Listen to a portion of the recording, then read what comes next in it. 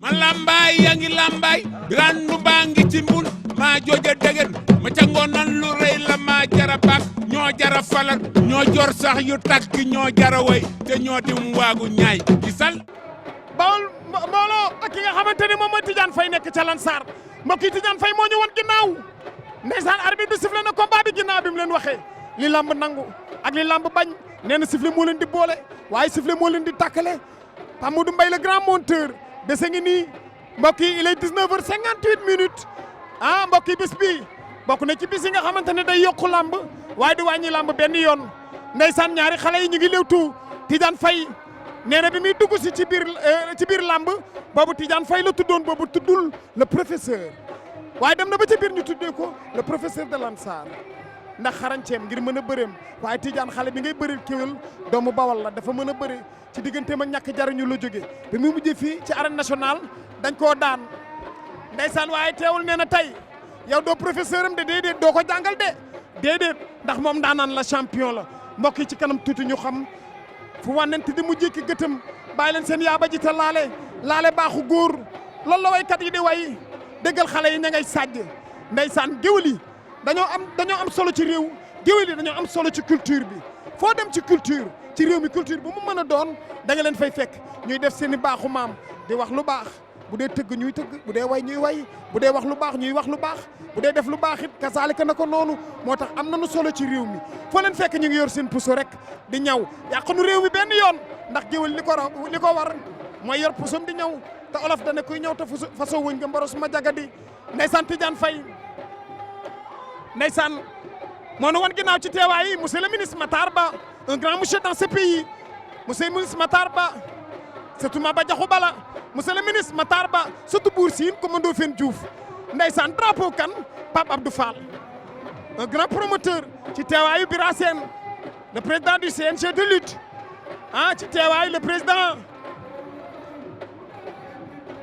des amateurs Gorondo yi ndeysaan ñi ngi lewtoo ci teewaay le président des éleveurs du Sénégal tey bis bi dafa ala dawme ba pare ànd ak civilisation xale yi nañuy xool ci yii stade bi mooy sunu bijou en or wax nañ leen ko une fois bu nu ko kenn yàqal nan nu bàyyi sunu stade bi saa bu sa mbër bëree bu daaneeg bu daanul yëpp nga jàpp suñuy seet di damm ba kañ lii tamit neexatul de dootu ñu fi ñaanal benn booy intervention yow sa mbër da nga koo bëgg champion la da ngaa bëgg mu dem ca kanam supporter ko ci yar ak i teggin bu daanoo nga bég bu daanee nga bég bu daanoo nga xam ni yàlla dogal lool noonu bàyyi leen sunu sées yi ngeen koy sippi de di yàqal sa mbër est-ce que yow bëgg nga mbër mi sax mbër mi boo ko bëggee doo ko yàqal après buñ ko ajee 3 ans nga yàqal ko nanu moytu loolu ñoom ñaar ñu ngi léwtoo ñaari xale yaa ngi léwtoo ndeysaan defagunu dara arbitre bi mi ngi wax ak ñoom nee na dañ bëri leen waaw parce que calcul bee bari waaw hésité bee bari ndeysaan ñu ngi léwtoo ñoom ñaar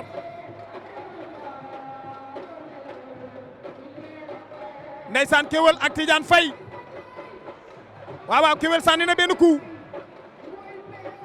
Tidiane Faye Kéwél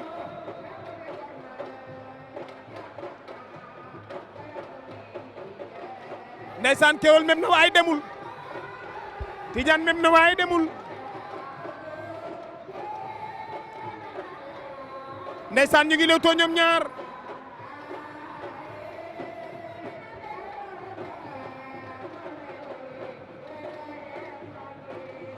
ñu ngi lewtoo diggante Kéwél ak Tidiane Faye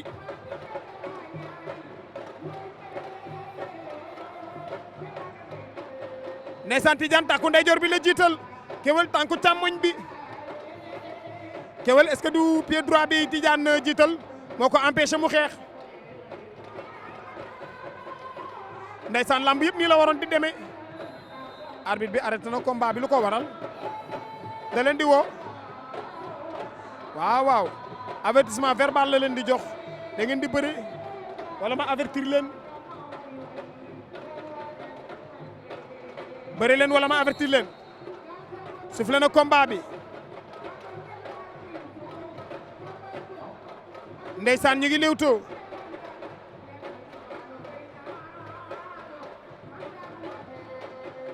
ndeysaan ñu ngi léewtoo ñoom ñaar Mansour Ba jërëjëf mu père ba xale bu baax te yaru ajartu mère Dramé sa yaay xale bu yaru Mansour Ba nit ku baax la ku yaru la yaru dafa baax dafa am solo day dimbali doomu aadama ñu ngi lewtoo ñoom ñaar bés bi yàlla sàkk nga gis ku ñu boole ak dooleem duma maa nga gis ku ñu boole ak wërsëgam duma wala nga gis ku ñu boole ak darajaam duma waaye ku ñu gis nga gis ku ñu boole ak yaroom duma du am ci àddina diw dafa yaru dañ koy duma du am mukk moo tax yar am na solo Mansour Ba foofu nga ko jàpp foofu la ndeysaan ñu ngi lewtoo ñoom ñaar mbokkum day Papa Gueye xeer sama waa ji ndeysaan ñu ngi lewtoo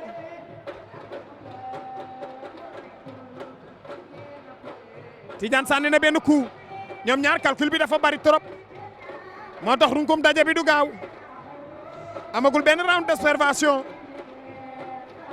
Keweul sànni na benn coup Keweul xeex bi moo ko arrangé fi mu nekk nii moo tax ci xeex bi la gën a concentré wu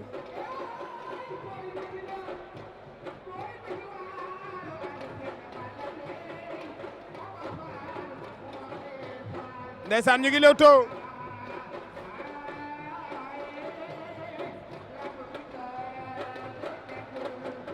Keweul ak Tidiane Faye ñu ngi lewtoo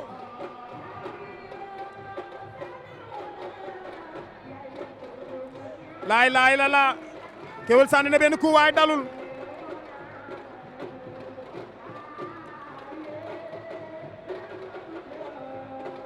ndeysaan Keweul ak Tidiane Faye Keweul sànni na beneen coup Keweul ak Tidiane Faye Keweul sànni na beneen waa Keweul day xeex bi da ko arrangé est-ce que jàppante bi arrangé na ko laa ilaaha illallaah Tidiane daw na jël na ko génnaat na waaw Tidiane jàppante bi la bëgg waa Keweul daf ko sut nag ëpp ko relance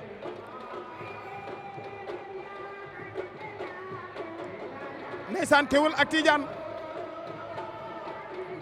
ñu ngi lewtoo ñoom ñaar waa Keweul fi mu ne daf ko commencé ñeme ndax xam na ni xeex bi bu ko saxalee rek mën naa am dara ndeysaan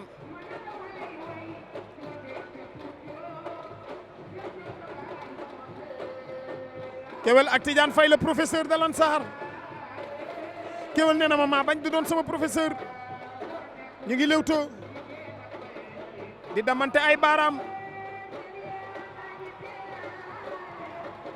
waaw Keweul jàppante nañu Keweul Tidiane Faye jàppante nañu Tidiane am na ngemb Tidiane la mu bëggoon am na ko am na ngemb Tidiane la mu bëggoon am na ko ngemb li la bëggoon a jàpp na ko ndengeñ ñu déglu lu muy def Tidiane ak Keweul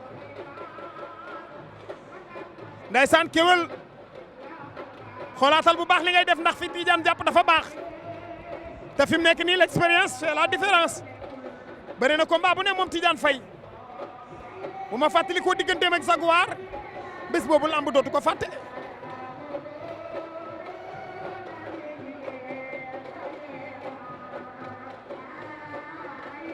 ndeysaan laay la laa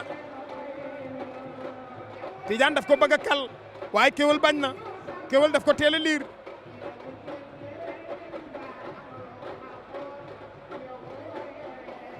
Keweul ak Tidiane Faye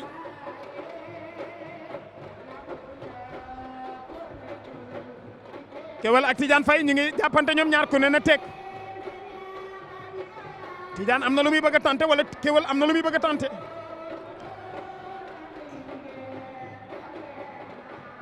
waaye Keweul Tidiane ak loxoom yi ci sa ngemb li est-ce que di nga mën a def benn action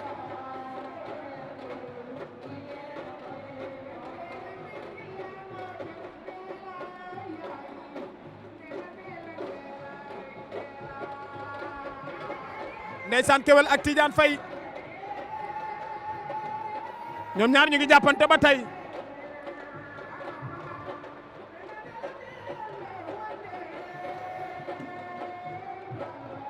waaw Keweul daf ko bëgg a kal mais Tidiane bul fàtte ni mbër mu mag la mi ngi ci combat bi ba tey génnul combat bi daf ci concentré wu bu baax a baax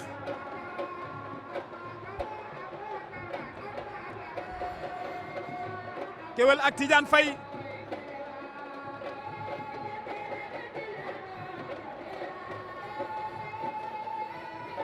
ndeysaan ñoom ñaar ba tey ñu ngi ci diggu géew bi Assane Ndiaye Baol Production jërëjëf ci bés bi nga nu indil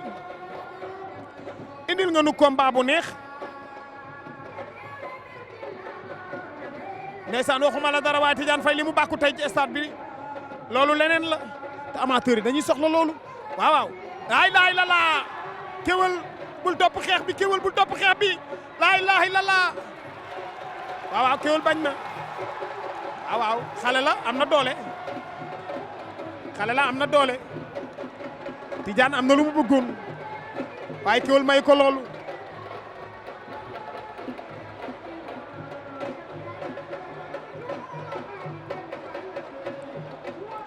ndeysaan kéwal nee naa la il faut nga xool bu baax li ngay def ndax ki ngay dajeel loo ko may da koy jël de ndeysaan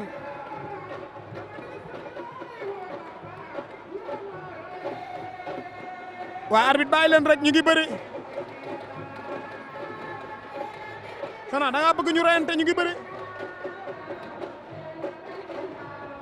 ndeysaan Tidiane Faye ak kéwal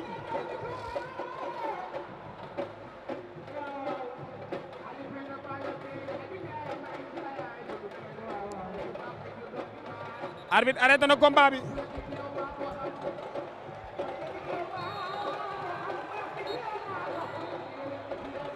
waaw avertir na leen jox na leen ku nekk benn avertissement Tidiane Faye am na benn kéwal am na benn ndeysaan arbitre bi sifflé na combat bi Tidiane Faye ndeysaan Matar Mbaye gisuma ko waaye xol baa nga sedd kuy combat yi rek la bëggoon Matar Mbaye mon ami mon frère sama cousin sama sang boobu baax loolu Mbaye jiiri ngone maalo be Samba ku li mi ci sengi ndaat ma nga ca Arlem Baye Baby Cuuna ndeysaan maa ngi lay nuyu lu bari di nuyu xale yi nga nekkal foofu yëpp ca Arlem ndeysaan ñu ngi lew too ñoom ñaar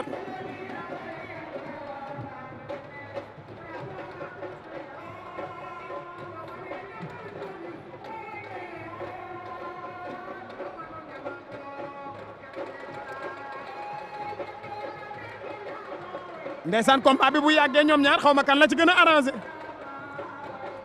xam naa ne ku ci gën a taxaw physiquement à l'usure da lay arrangé combat bi bu yàggee ki ci dàkkoon na contact moom la arrangé ñu ngi leewtoo ñoom ñaar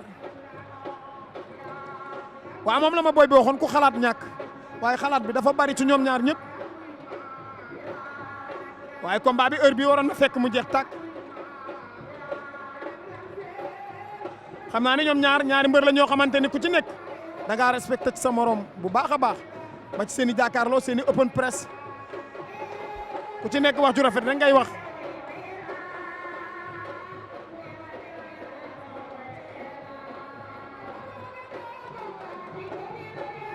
ñu ngi lewtoo ñoom ñaar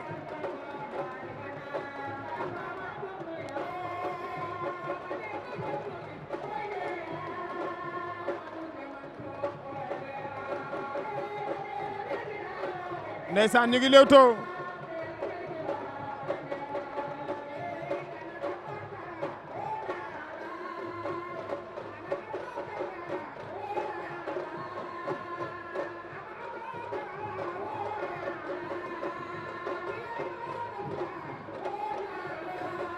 ndeysaan Tidiane Faye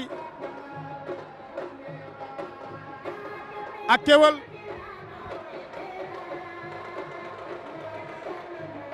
ñu ngi lewtoo ba tey ñoom ñaar waaye ñoom li ma jaaxal dañoo dem ba ci saako yi ñoom taxaw di fa lewtoo stratégie la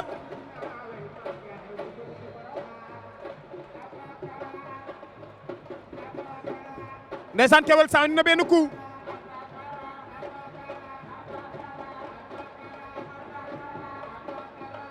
Tidiane Faye ak Keweul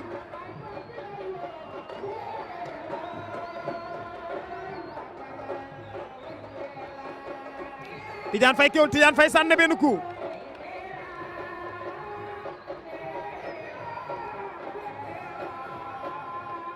Keweul door na c'est que xeex bi ñuy xeex la ñu gëmul ñoom ñaar ñëpp kenn gëmu ci xeex bi buntu rek nga bëgg boo amee bunt def li nga bëgg a def peut-être xam naa bu nu jàppante waatee lamb combat bi jeex.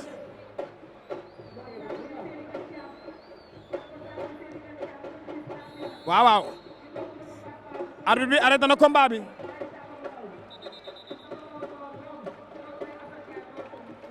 mi-temps combat bu doy waar combat bu doy waar ndeysaan arbitre bi sifflé waat na combat bi combat bi dafa yàgg day bëri nañ ba dem mi-temps. combat bi yàgg na boo xoolee combat bi yàgg parce que ki nga xamante ni mooy Tidiane Faye moo ne teg déglu ki nga xamante ne nii mooy Keweul sëf ko combat bi pour bëgg mu ñëw bëri si mu juumloo ko.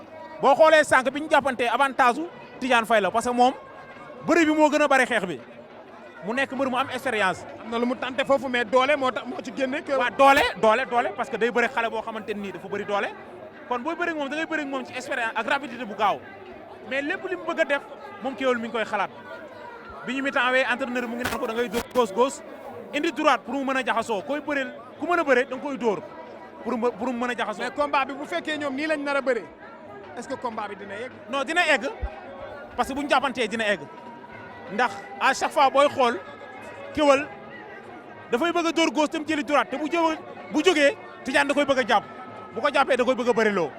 Keweul est-ce que pied droit bi ko Tidiane indil arrangé wu ko musul bëre pied droit boo xamante ni tey mën na koo fekk fi mu taxaw duma ko wala mu jàpp ko te Tidiane daf ci nekk fausse garde boo xamante ne nii guddul rëyul.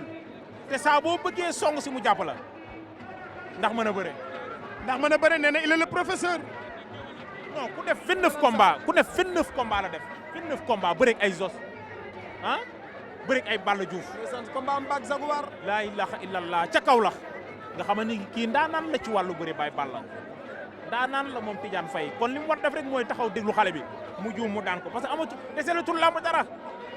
waa Keweul moo soxla moo wut. waa Keweul moo soxla moo war a nekk xale war a xuus ci tànkam dem na ko kaa ñu xeex kaa ñu bëree tànka tegul Tidiane Faye lu mu attanul yaakaar mu mën a génn ci combat bi moom Keweul. ndeysaan ñaari xale yaa ngi léewtoo ndeysaan ko koy El Hadj mon ami mon frère ñu ngi demante ay baaraam ñoom ñaar waaw ñoom ñaar ku ci nekk am nga ñaari avertissement. waa lii arrangé wu leen seen xaalisay jeex. seen xaalisay jeex parce que carton yi bu commencé gën a yokku xaalis mooy dem daal di jeex te loolu arrangé wul ki nga xamante ni moom mooy Tidiane Faye ndax Tidiane fu mu toll ci làmb nii day ut kon fu ñuy daggee xaalisam moom waru koo fekkee mais nag bugul perte combat bi parce que daa jóge ci combat bu am importance muy digganteem ak Alioune Seye Junior mu daan ko ci seconde war a confirmer jëlaat beneen xare bu am doole nekk ci écurie bu mag. war a war boppam kon du ñëw lu asaaloo combat te Keweul bi mi mujjee fii xam nga dafa jëlee ak ñàkk jariñu daa jëlee moog ñàkk jariñu ci combat bu ko métti mu déterminé wu nag ñëw na tey combat bi tey dee mais du ma ko ñàkk. du ko ñàkk warul def erreur boobu de waaye ndax Tidiane dana ko may loolu ndeysaan ñoom ñaar ñu ngi ci digg géew bi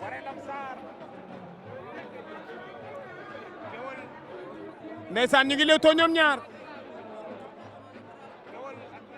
Keweul ak Tidiane Faye ñu ngi léewtoo latéral la ñuy bëre dañuy daw latéral ñëwaat yooyu yëpp stratégie la. waaw parce que fausse garde la ak garde normale Tidiane Faye da koy bëgg a ëmb mais day bañ bu déplacé wu à gauche Tidiane Faye day déplacé wu parce que day bañ mu ëmb ko bu ko ëmbee mën na ko dóor gauche dem remise ko droite te Tidiane dafa am expérience ci lamb gis nga yaa ngi gis li ma la wax saa bu Keweul déplacé woo day déplacé tànkam ànd ak moom fi ñu jëm. ndeysaan mbaa mbër mi la sarax pom bi moo daan rek. waaye balaa ngi noonu di suma patron di suma xarit di nekk nit ku baax. ndeysaan kenn gënu la. yàlla baaxal gis nga Tidiane doon na gauche. Tidiane doon na gauche. def na droite aussi encore. ñu ngi léewtoo. waaw fi toll nii nag bëgg a jeexal combat bi. ñu ngi léewtoo ñoom ñaar. xam na ni fii ba suba suñ fi taxawee fi jógee moom Tidiane. mais fii Keweul moom moo war a jël ay responsabilités am xam ni xale la. Keweul moo war a jël ay responsabilités am fekk moromam yi ci kaw ndax koo xamante ne nii def na li muy def lépp ci làmb tey arbitre sifflé nga war a dox ci kawam mais nan lay doxee ci kaw Tidiane Faye parce que Tidiane Faye fausse garde bi mu ko tegal la ba pare nekk ndaama. da koy xañ bëre bi da koy xañ bëre bi sànq maa ngi introsé ki nga xamante ni mooy Boursine ne ko da ngay sànni gauche indi droite mais yaakaar naa ni répétition boobu xaw na des parce que bi ñu waasee daf ne teg kon na ci léewtoo ba mu doon léewtoo kon am na lu nekk ci boppam lu mu bëgg a bëre ak Tidiane Faye. waaw des fois dinañ la jox consigne boo xamante ni boo ñëwee doo ko bëre waale. doo ko bëre parce que. da ngay ñëw am benn ah. adversaire mooy toll foofu adversaire mooy toll foo xamante ni loo indi day faussé. ndeysaan ñoom ñaar ñu ngi ne teg Tidiane mi ngi dox ci kawam. ndeysaan Tidiane Faye ak Keweul ñu ngi damante ay baaraam. waaw ñoom ñaar ku ci amul koofu rek da ngay ñàkk de. ku ci gën a taxaw physiquement yaa moom combat bi. waa coup boobu dal na de dalaat na de. waa ñaari góos yooyu baax na. ndeysaan ñu ngi lewtoo ñoom ñaar.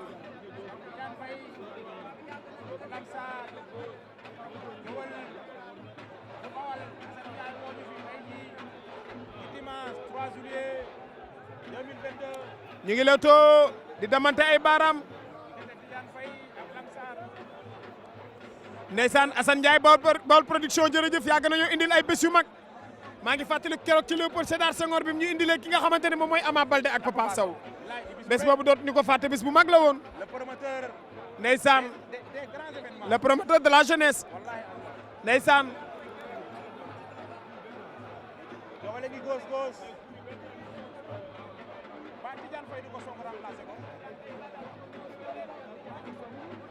en tout cas bi arbitre sifflé combat ba léegi benn round d'observation la ñu bëre.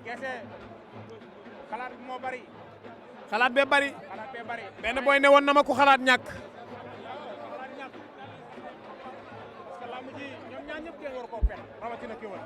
asamaan si xiin na de lii mbaa du taw. ñu ngi leewtoo ñoom ñaar.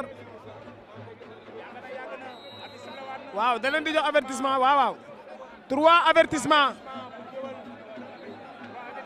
ñoom ñaar ku ne am na 3 avertissement arbitre sifflé na combat bi mais lii baaxul sax ci Keweul. non baaxul ci Keweul parce que ku ci mel ni Tidiane Faye ngay bëri ak moom jël yenn avertissement yi tey bu ñu niilee rek Tidiane Faye mën naa yóbbu ndam li parce que danaan xale laa doon bëreel du ma ñëw asaaloo sama combat moo war a def lépp moo war a bëri si moo war a xeex kon tey du ma asaaloo sama combat. dama moom Tidiane Faye. waaw moo tax du asaaloo combat am day taxaw di ko déglu rek. mbër mu mag la. expérience l'expérience c'est la différence. loolu lay bëre ak moom Keweul tey jii. ñu ngi lewtoo. Keweul Tidiane Faye. en tout cas naan noonu lewal de te léegi deuxième bi ñor. ah baraada bi kay moom daanaka li ci des léegi mu ñor xom. ndax Tidiane Faye day dem jeexal ko xamatul troisième lañ ñu jëmee de. ndax Tidiane Faye day dem jeexal ko. te troisième kenn naanatu ko ci réew mi ñu ne. naanatu ko. tarxii suñu lewal deuxième dong doy na bàyyi pàll. ndeysaan ñu ngi lewtoo.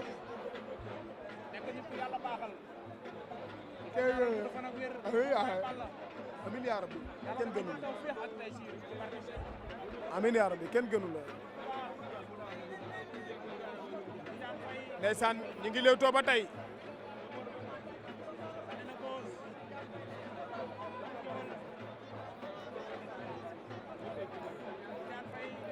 Keweul sànni na beneen gauche. waaye benn dalu ci. c'est que Keweul ci boppam moom moo gëmul xeex bi. waaw gëmul ni moo ëpp doole moo gën a nekk xale mais dafay joué ci xalaatu ak mën a bëreewu Tidiane Faye day sóor ne bu ma demee song bu jaarul yoon Tidiane Faye bëri kat la mën na ma daan jël boo xamante ne nii ñëppay dar seen gémmiñ moo tax mu ne xaaral lépp lu may def naa ko teg ci yoon moom Keweul waaye Tidiane Faye ngi ne tekk di ko déglu rek ba xam ndax li mu war a def Tidiane bu dégloo moom mu déglu combat bi du gaaw a jeex. day du jeex fii la ñuy fanaan ndax bu ñu jëlee 3 avertissement te li ma gis nii arbitre dina sifflé waat joxaat leen beneen avertissement. day na wax de gars yi ngi xel deuxième bi de. ah du yoon de war ngeen ñoo libéré Tidiane Faye ak ki nga xamante ne nii mooy Keweul teg nañu lawal jëm deuxième mbaa duñ jëm troisième bay balla. waaw ca lañ jëm te kenn naanatu ko waaye El Hadj ndeysaan ñoom ñaar ñu ngi lewtoo ñoom ñaar.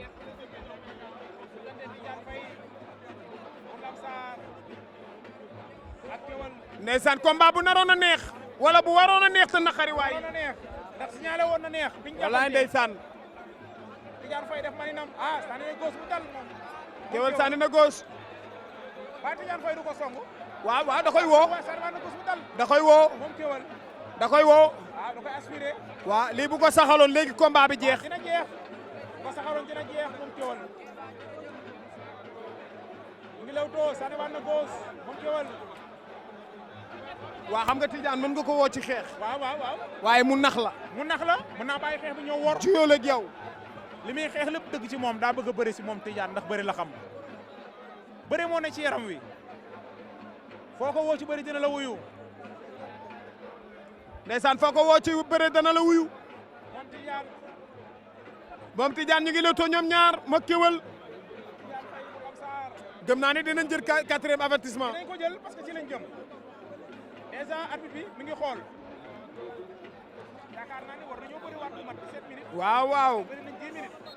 danañ di waat ci digg bi. waaw 4e avertissement. waaw. 5e avertissement lamba ji jeex. arbitre bi sifflé na combat bi. ah mais déggoo li ma la wax xanaa. nee naa la teg nañu léwal naan ko teg 2e naan ko ci 3e la ñu jëm. 3e baa ngi nii te kenn du ko naan.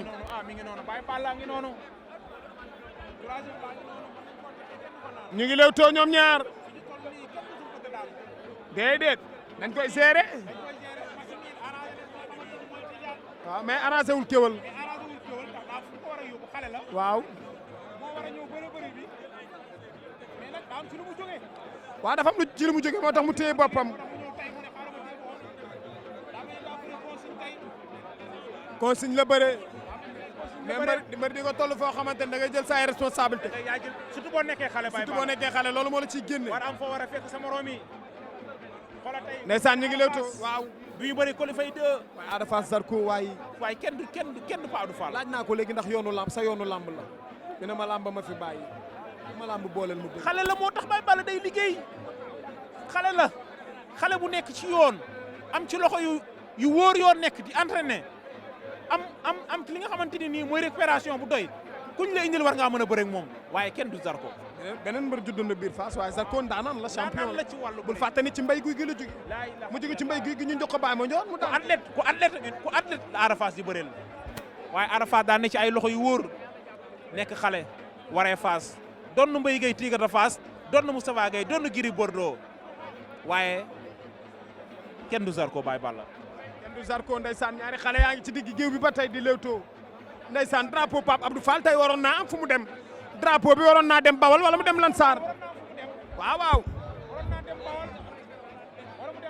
xanaa normalement duñu seetaan loolu Keweul du seetaan loolu wala Tidiane Faye ndeysaan drapeau Pape Abdou Fall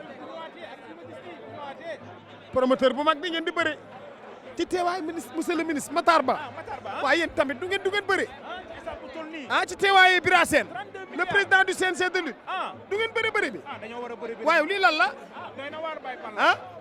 ndax Keweul dafa war a jël initiative am dem ci teewaayu Bamba Fall le premier magistrat de la commune de Médina waaw waa ñii duñu bëre bi dañoo war a bëri lii bés bu mag la du bés bu ndaw déedéet l'histoire de Tiendra drapeau ki nga xamante ne nii mooy Pa Abdou Fall di promoteur bu mag boobu moo ñu indiloon Siteu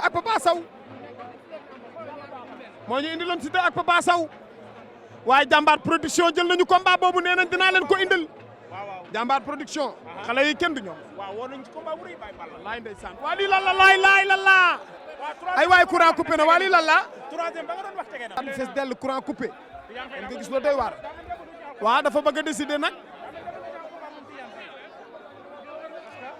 ñu ngi leetoo ñoom ñaar biir courant bi da ko arrangé waaw noppaluwaat na ñëwaat génne deuxième souffle bi tuuti waaw am récupération bu doy waaye loolu taxul combat bi jeex de loolu taxul combat bi jeex Baye Balla boo ñëwee teewaat sa bopp elal dina ko jeexal de waaw bëgg na ko jeexal parce que boo xool daa bëgg a bëri si waaw mais pour mu jeexal ko il faut mu dépendre ci Keweul loolu la waaw day joué ci expérience am actuellement nii moom Tidiane Faye waaye Keweul ñu tekk rek di ko déglu ci yoon Keweul daa war a sànni gauche indi droite dem daje ak moom nangu bëre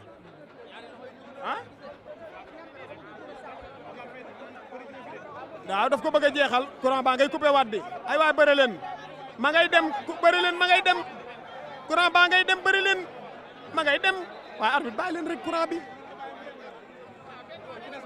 waaye da nga ko war a jeexal sax mu jeex nag lii lan la waa arbitre lii leer na lii mën na cee bëre ci arène nationale bisu bu toll nii waaye courant buy dem benn par benn lii mës ngeen koo gis ah yow waa maam Cheikh lii mës nga koo gis waa arbitre lii baax na yow tamit xanaa gisoo waa arbitre baax na waa arbitre paala kon arbitre paala kon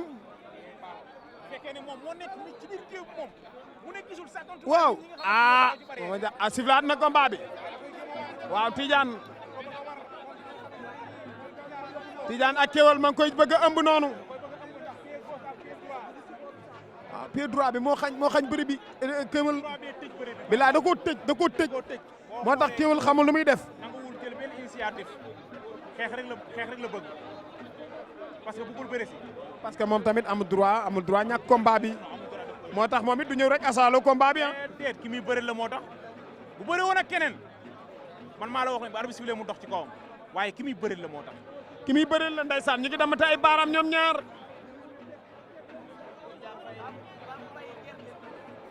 Tidiane ak Keweul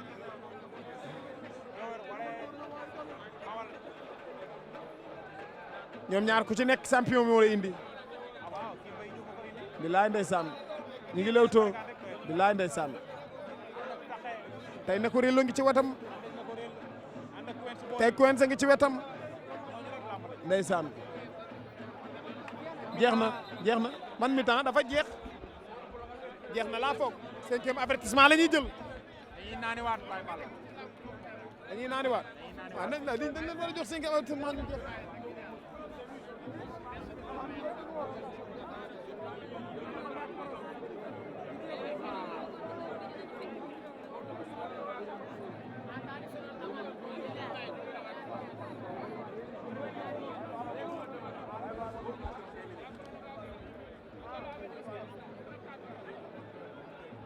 saxal xeex bi ba mu sax su ma ko saxalee mën na am dara mais booy ndeysaan xam nga rek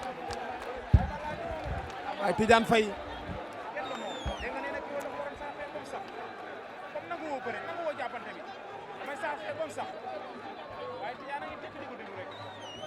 ndeysaan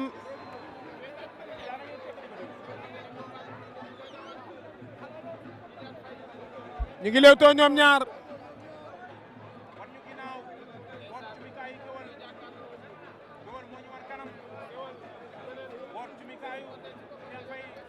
ñu ngi lewtoo ba tey ñoom ñaar ñu ngi lewtoo mais ñoom ñaar combat bi bi ñu ko sifflé au départ ba léegi nii benn round d'observation la ñu def ci ñaari mbër yu toll nii ci ñaari champion amateur yi toog est-ce que loolu c'est trop normal. loolu dafa dépendre ci Keweul lépp dafa dépendre ci moom dem xeex dem bëri ji waaye ki muy bëreel dafa nekk nit koo xamante ne nii xel mi da koo wër ba man di bëri Baye Balla muy Tidiane Faye fi mu toll nii juum loo xam ne rek la bëgg. mais nag Keweul lan nga entraîné tey ci coffre ci résistance ci xeex jeex na. waaw combat bi jeex na tarxiis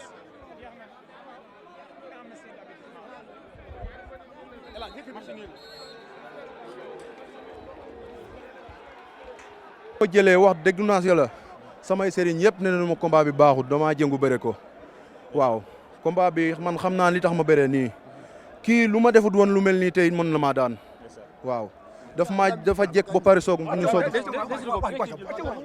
la fi def yow nga ne xale nga da ngay déclenché yow nga ñëw war a diriger sa lamb taxaw bi di xaar Tidiane di la diriger ki bëreeg moom sa 4 combats yëpp nii lay bëree gi du mbër waaye.